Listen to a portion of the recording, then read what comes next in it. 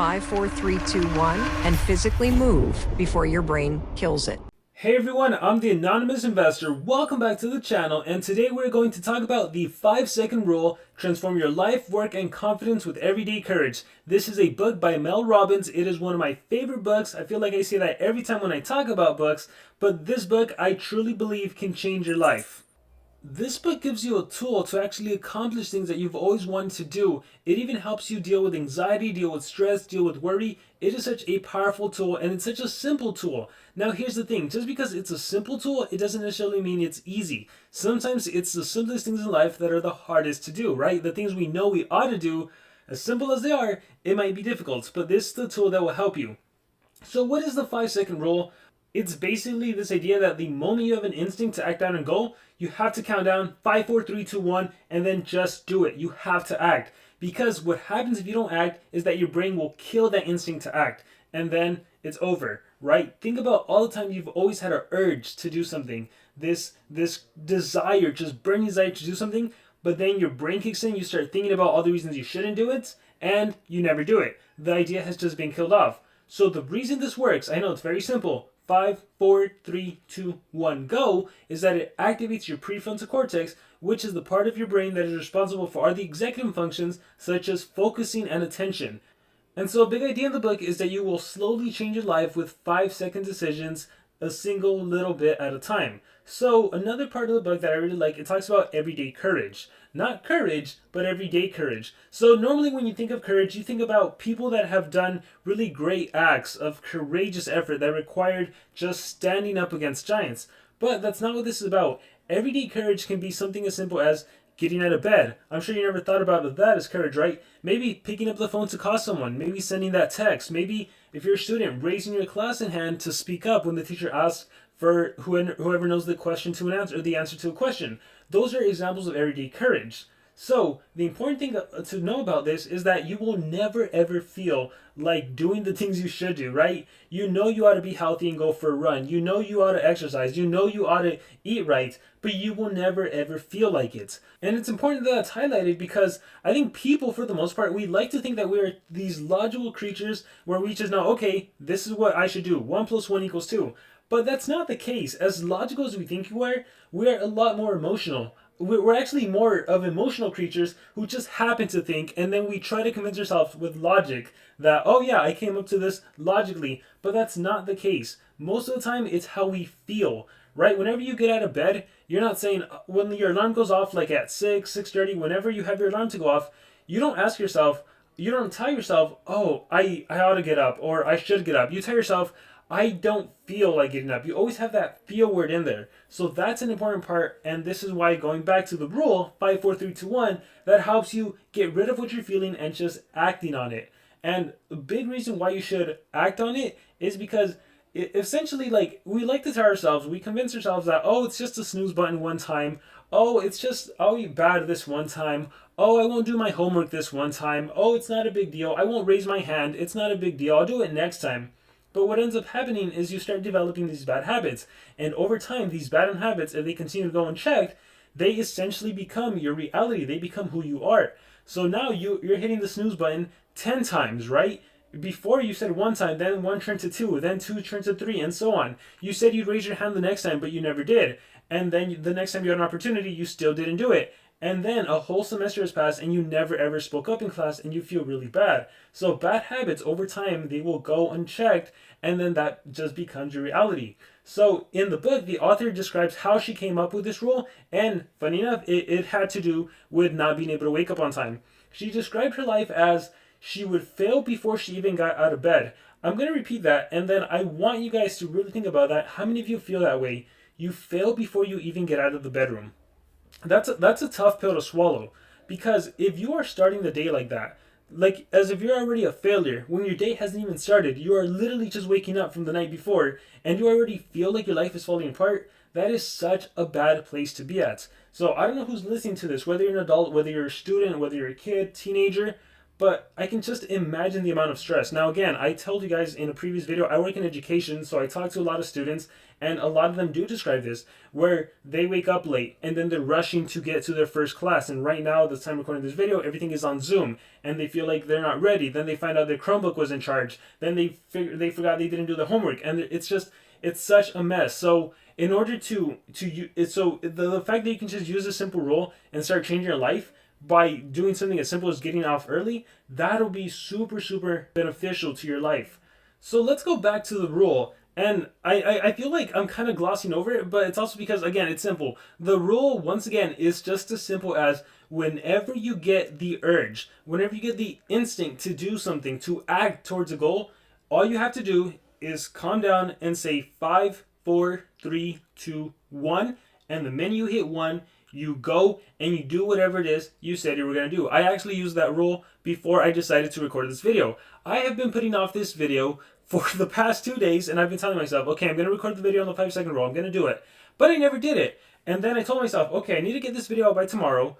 But then I'm like, oh, but what if the recording's bad? Or what if I don't know what I'm saying? What if I'm stumbling? What if it's a bunch of nonsense? What if it's like the ramblings of a madman? What am I doing? But then I told myself, you know what? 5, 4, 3, 2, 1. I turned on the mic and I started recording, and now I'm talking into the mic. So you just have to do it. And now that I hear myself talk, I'm like, hey, this is not too bad. It's not as hard. It's not as bad as I imagined it in my head. So that's all the rule is. So it can be about anything. If you are trying to talk to a boy, to a girl, if you just want to raise your hand in class, maybe you want to raise your hand in a meeting, and you're super afraid, super nervous, just go 5, 4, 3, 2, 1, and it's just, once again, it activates your prefrontal cortex. It helps you stop thinking about all those worries, and it makes you go, and you will raise your hand. You will send that text. You will talk to that boy, to that girl. That's what the rule is. That's how it gets you. In the morning, when your alarm goes off, rather than pressing snooze, tell yourself 5, 4, 3, 2, 1, and you jump out of bed.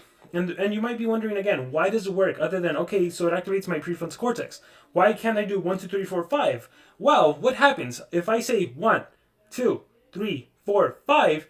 In your head, you start thinking 6, 7, 8, 9. So that's just a continuation. So that's why that doesn't work. The reason you count down is because there's nowhere to go after 1, right? It's 0. It's go. It's blast off. So that gets you in a mental state of, okay, go, action, let's do this. So once again, you're never going to be able to, like a lot of people like to say, oh, I want to wait till I'm ready.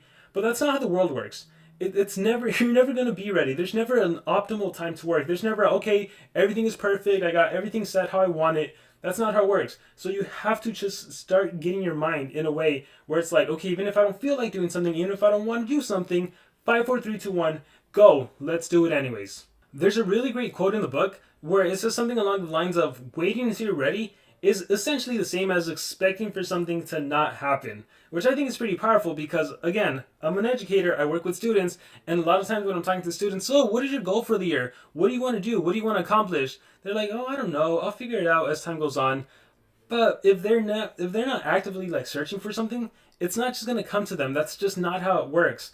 There's also this allusion to chemistry and how in chemistry there's this idea of activation energy.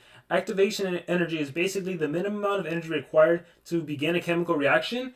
And what scientists have found is that activation energy is a lot higher. It is significantly higher than the amount of energy required to keep that reaction going. And I mentioned that in a previous book as well. So basically, it's always that first initial step that is the hardest thing.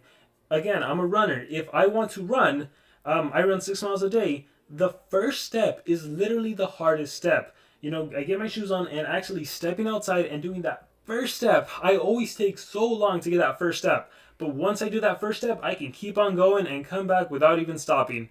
So that activation energy is the hardest. So going back to the rule, if we know that that's the hardest step, just count 5, 4, 3, 2, 1. You know, you raise your hand in the classroom, you start talking, and there you go. You've been successful. Whatever happens afterwards, like whether everyone looks at you, whether everyone laughs at you, whether the teacher says, no, that's wrong, whatever, that doesn't matter. The important thing is that you acted, that you did it. That's an accomplishment in your own book. And then you know it's not that hard. Now you know you can do it again. Because here's what the mind likes to do. The mind likes to create so many worries that prevents you from actually taking action. Once again, I talked about me recording this, but think about you. Think about what you want to do. I can talk about my experience making this YouTube channel. before doing this YouTube channel, I just kept saying, oh my gosh, what if I don't know what I'm talking about? Who's going to listen to me talk about books? Who's going to listen to me talk about the stock market? Who's going to listen to this? Oh, what am I wasting my time? I don't know what I'm talking about. What if I give someone the wrong advice? What if this? What if that? What if that? And it's all, for some reason, we just have this bias towards negativity. So the only way to get rid of that is just by acting. And again, a lot of time you find out it's not as bad as you thought, because we never stop to ask ourselves the other what if. What if I'm awesome at this? What if people love listening to books? What if people like learning about the stock market and they learn a lot from me and then they increase their financial wealth? What if all the positive stuff? Why don't we ever stop to talk about that? So that's another reason I really like the book. It talks a lot about that. It talks a lot about how to use the 5 second rule to be productive, how to beat procrastination. Because here's the funny thing about procrastination. Procrastination is not a form of laziness. How many times have you told yourself, oh, I procrastinate because I'm lazy. I'm lazy. That's not actually true. The real reason people procrastinate is because procrastination is a coping mechanism. It is a coping mechanism for stress. That's right. You procrastinate not because you're lazy, but you procrastinate to avoid stress. You do it to feel good now for that immediate gratification because you are stressed out about something. Really think about that. Take the moment to take that in. You are procrastinating because you want to feel good, because you want to avoid stress. What ultimately ends up happening, though, is when you procrastinate, you put something else off, and when you put that something else off, that starts to build, and then you get more stress, so then you procrastinate more, and then it builds more stress, and it's just this negative circle loop, and then eventually, when there's like a time limit, let's say you have a 6-page assignment, or you're at work and you have this big job, then that's when you really have to kick it into high gear and get it done. But most of the time it's not because you're lazy, because obviously you can get the work done. There's actually this idea of the Pareto principle, if I'm not mistaken, or maybe it's Parkinson's law. It's one of those two, where it essentially the principle is that work expands to fill the time allotted to it. So for example, and if you're a student, for sure you've experienced this. If you have 1 week to do one homework assignment, guess how long it's going to take you to do that assignment? It's going to take you 1 week. But if your teacher gave you 1 day to do that homework assignment, it would only take you 1 day. So once again, the idea is that work will expand to fill the time that's allotted to it. So whether it's an hour, whether it's a day, whether it's a week, however time you're given, somehow that's how long the work will take. So you can use that to your advantage, right? You can give yourself like little limits. So with that principle in mind, you can use it to your advantage. If you tell yourself, all right, I'm only going to give myself 5 seconds and I'm going to go, 5, 4, 3, 2, 1, go. You do what you want to do. You set out to accomplish whatever goal, whether it's starting that YouTube channel, whether it's talking to that person you want to talk to, whether it's raising your hand in class, raising your hand in a meeting. That's essentially the whole point of the 5-second rule. So you can use this to change your life. And I know it seems like such a crazy statement, but I also recommend you buy the book, you listen to the audiobook. Again, I listen to audiobooks. I listen to audiobooks when I run, and there's so many powerful stories of people who have changed their lives with just 5 seconds decisions, because you may not know it, but over time, those 5 seconds decisions will definitely add up, and they will have such a huge impact on your life. So there's a link in the description if you want to check out the book. It's called The 5-Second Rule by Mel Robbins. But again, the essential idea is 5, 4, 3, 2, 1, go. Never stop learning.